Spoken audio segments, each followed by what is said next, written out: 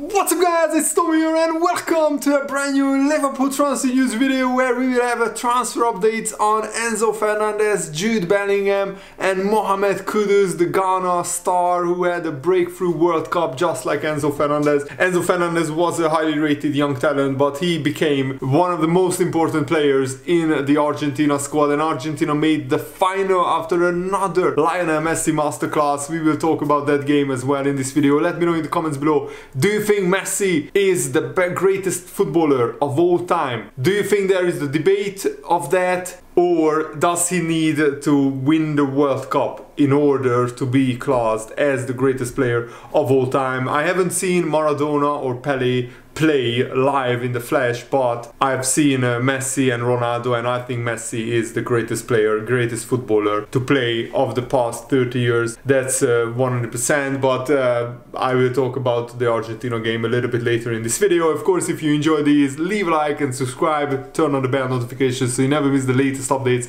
on Liverpool FC. And Liverpool have been handed some good news regarding the future of Enzo Fernandez, because Liverpool promised to match any proposal for the player. O Jogo, a Portuguese newspaper, say that they have backed up claims of Liverpool's pre-agreement with the entourage of Enzo Fernandez, with the agent, the representatives of Enzo Fernandez. Liverpool have reached an agreement with them. Now we just need to negotiate with Benfica. Enzo Fernandez is very keen on a Liverpool move, and news that Jurgen Klopp's side are even prepared to match any bid for Enzo Fernandez is very interesting given the significant price tag attached to Enzo Fernandez. Right now his release clause is 120 million euros, but Liverpool could negotiate that release clause down to a little bit less, because I don't think Benfica would definitely like 100% want that amount. They will be realistic. The River Plate also have a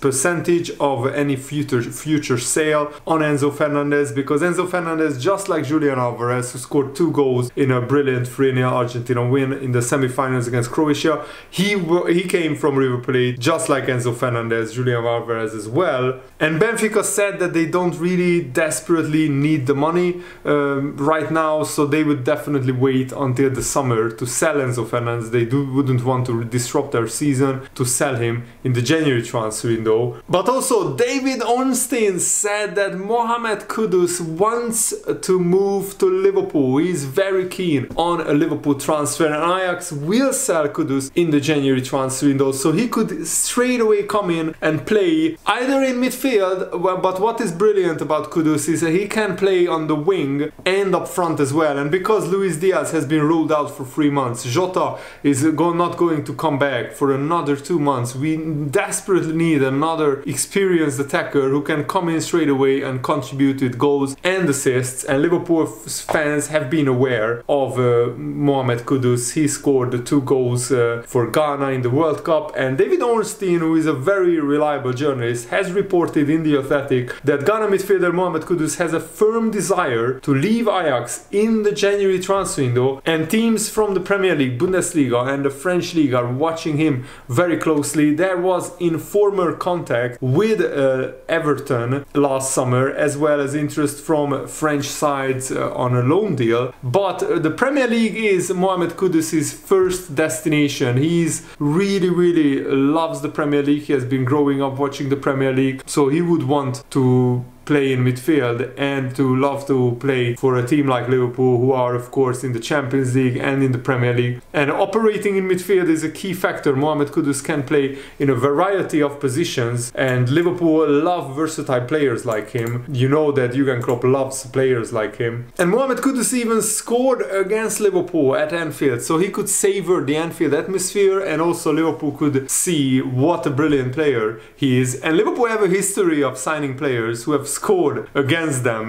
not to mention like a few examples, Sadio Mane, you know, Darwin Núñez and others as well. But also what is brilliant about Kudus is that he looked actually pretty brilliant playing in more attacking positions on the pitch, so his wishes to play in midfield may not actually be something that leads to getting the best out of Mohamed Kudus. It's no secret that Jurgen Klopp is always interested in versatile footballers, and so having someone who can operate on both wings as a number 8 box-to-box midfielder, as a number 10 attacking midfielder, would be a big attraction and a big advantage of getting Mohamed Kudus. He has 2.5 years left on his contract, so Ajax would get a decent amount of money for him. Right now, let me check his transfer value. It's only 15 million euros, but I think Ajax would want a lot more money than that. And he had 3 games at the World Cup, scoring 2 goals for Ghana, which is a brilliant return. He's only 22 years old, so he's still young, and he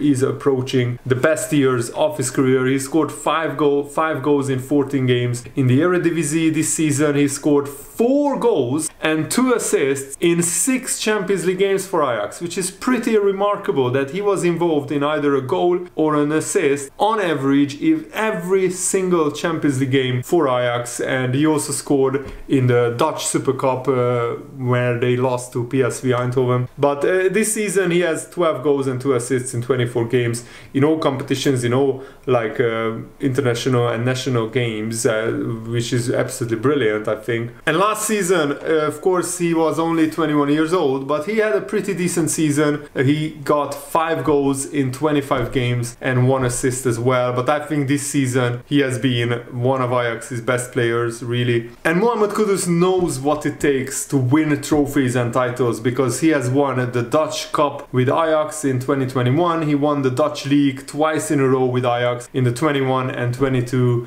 And he has been, you know, one of Ajax's best players this season for sure. And I'm sure that he would love to play for Liverpool, because, as I said, he is a big fan of the Premier League, and it looks like he's a big fan of Liverpool as well. David Ornstein also reported that there is a feeling among interested parties that Liverpool are the front runners for Jude Bellingham, but they do not think the matter is closed, and they will hope the current uncertainty about the Liverpool takeover plays into other people's hands who want Jude Bellingham. Jurgen Klopp is desperate to sign him, and he's doing everything in his power behind the scenes to get Jude Bellingham over the line. But Liverpool's pursuit of Jude Bellingham is being led, of course, by manager Jurgen Klopp. But his team have experienced a difficult start to the league season, which puts their Champions League qualification for next season in doubt. So maybe Jude Bellingham will be a little bit hesitant of agreeing a Liverpool move early on, because he doesn't want to end up in the Europa League. But I think Jude Bellingham is more about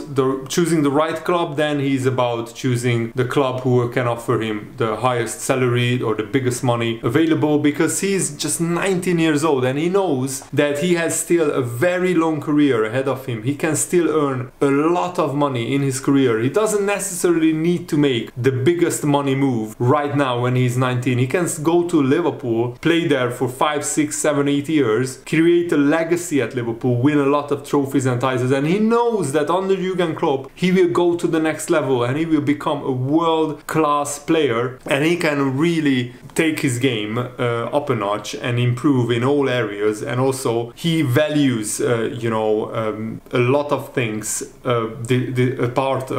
besides money. He values a lot of things in you know, football and outside of football that also are aligned with the values that Liverpool Football Club represents, the values that Liverpool players represent, the values that the fans represent, the football club, the history. And he knows that there is something special about Jurgen Klopp, there is something special about Liverpool Football Club, and it appears that whenever a player is given the chance to talk to Jurgen Klopp, they become enchanted by Jurgen Klopp and instantly want to play for Liverpool. And I think with Jurgen Klopp having a very, very good connection with Borussia Dortmund, I'm sure that behind the scenes Jurgen Klopp has talked to many people working at Borussia Dortmund. He has talked to Jude Bellingham, he has talked to his family. So I'm pretty certain that Jude Bellingham will choose Liverpool over other clubs, because it doesn't just come down to money. He said that you know, having a big house or a nice car wouldn't last as long as creating a legacy and a lasting memories with a football club, winning titles, winning trophies. So I really, really hope that Jude Bellingham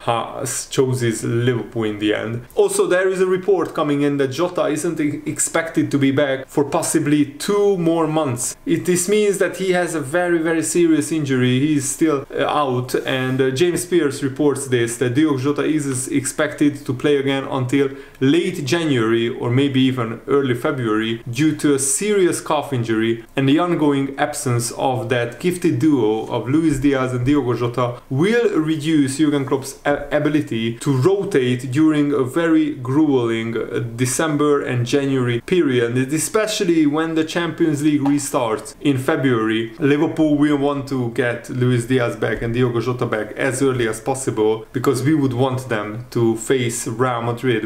Facing Real Madrid with potentially just Salah, Nunez, Firmino, it would be advantage Real Madrid, because with the, you know, that's not our best front line. I think our best front line is Luis Diaz, Darwin Nunez and Mo Salah, and maybe Jota in behind them or Firmino in behind them. And this is not good news, because Luis Diaz had to have an operation after picking up a very innocuous injury during training, when nobody really expected Luis Diaz to get injured, because he was just training normally and then he felt something. Liverpool made some tests just to make sure, and it came to light that he needs surgery on a knee injury and he will be out for 3 months, and that is devastating news for Liverpool and for, of course, Luis Diaz as well. Jurgen Klopp also claimed that Liverpool want to restart the season as quickly as possible and on the right foot. He said, we want to chase, we want to be really ready immediately at the restart. That's why we have to use the time now. We have to train and really give the boys proper intensity in training. And again, that's why I was really happy with big parts of the first half against Lyon, seeing if this is the right direction 100%. It was not always the case in the summer preparation, what we played the game tonight, and I saw a lot of things I wanted to see. So Jurgen Klopp here admits that something went wrong with the preparation in pre-season, because Liverpool didn't start the season right. They weren't physically in the right shape, and maybe mentally as well. So I'm sure that Jurgen Klopp learned from that and changed things and tweaked things for this second pre-season to be much better preparation for the second half of the season. Jurgen Klopp said, I'm positive. Of course, we play tough games. We start with Man City and then we play against Aston Villa with a new manager. They will be highly energized, so that's all clear, we know that, but we want to be, again, the most difficult team to play against, and it's up to us to beat that. So I'm sure that Jurgen Klopp will try to prepare Liverpool as best as possible. Harvey Elliott also picked up an injury, but Jurgen Klopp said, I think we were lucky, he looks fine and he feels it, that's normal because there was contact, but I hope we were lucky in that moment and it's not a serious injury. And Jurgen Klopp also touched on the Luis Diaz injury. Yeah, he was not in the best possible place, Luis Diaz. It's clear, it's a big disappointment for all of us. It was like a smash in the face getting the news. It was a non-situation in training, nothing. And then he felt something. He didn't feel a lot the next day, but we wanted to make sure we made some tests. And then you knew when the news came, it was a proper smash in the face. But that's it now. Let's look for the future, forward to the future. Luis Diaz will go through another case of rehabilitation. But imagine being Luis Diaz. You work 2 months in the gym, on your injury rehabilitation. You do all the work, and then you are looking forward to finally playing football, to finally come in training and play for Liverpool and train with Liverpool. And then in the first week of training, you get another injury which puts you out 3 months. Mentally, that must be very tough, but I'm sure that Liverpool will rally around him and Luis Diaz will have a very supportive family. So hopefully Luis Diaz will be back and mentally he will be fine as well. And let's talk about the Argentina-Croatia World Cup semi-final that happened yesterday. I expected a tough game for Argentina, but I expected an Argentina win. I predicted a 2-1 Argentina win with Messi to score the first goal. And in the end, it became a stroll in the park, because actually Argentina used the same tactics that Croatia used normally and usually against a lot of other teams. Croatia sat back, for example, against Brazil and counter-attacked, and that's actually what Argentina did. Argentina let Croatia have the ball, and then they counter-attacked with very quick players like, of course, Lionel Messi, Julian Alvarez, Enzo Fernandez, and other players, McAllister, Rodrigo de Paul. And Messi was absolutely brilliant in this game. He scored a goal, he got an assist. Julian Alvarez was a little bit lucky with his first goal. His second goal though, when Messi twice beats Guardiola, who is one of the most highly rated centre backs in the world, and Messi made him look like a kid basically with the way that he got past him. But Lionel Messi dribbled past even the best defenders in the world. Roberto Carlos in his prime, Messi dribbled past him when he was 19 years old. I watched the video of that yesterday. So Messi was like again the man of the match. That's his 4th man of the match trophy in what, like 6 games for Argentina. And Messi has 5 goals and 3 assists in just 6 World Cup matches this World Cup. Messi is the MVP, he's the best player of the tournament at the moment, and how Brazil must regret getting knocked out by a pretty poor Croatia side, because Croatia got dominated by Brazil. They had 1 shot on target against Brazil, they saved the game to make it 1-1, and they got through on penalties. And Croatia, it was just a step too far for them. And Croatia were actually lucky that they even qualified for the knockout stages, because if Lukaku takes one of his 5 chances in the group stages, they could have knocked Croatia out. But you know, Croatia did very well to get to the semi-finals, but it was 1 game too far for them. Argentina were just too good for them on the day, and they deserved to go to the final. And I'm really hoping that it will be France who qualifies. No offense, nothing against Morocco. They are doing an amazingly well, but I don't want a really one-sided, really easy World Cup final for Argentina. I want a really tense, fantastic spectacle